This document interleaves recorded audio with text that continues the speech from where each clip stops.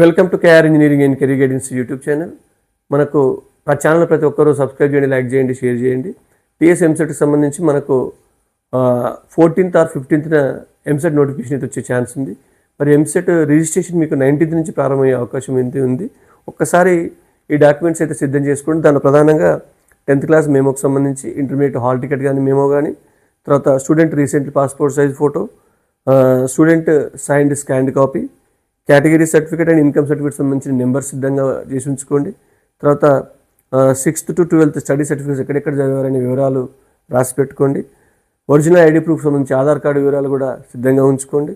మీకు ఏదైనా special category ఉంటే, ఫిజికల్ హ్యాండిక్యాప్డ్ కానీ లేదా స్పోర్ట్స్ కేటగిరీ కానీ, children of armed persons category ఉంటే దానికి సంబంధించిన సర్టిఫికేట్ సిద్ధం చేసుకోండి.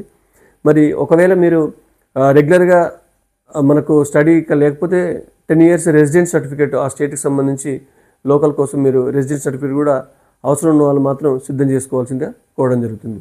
ఇది మనకు టీఎస్ ఎంసెట్ సంబంధించిన డాక్యుమెంట్స్ లిస్ట్. Thank you.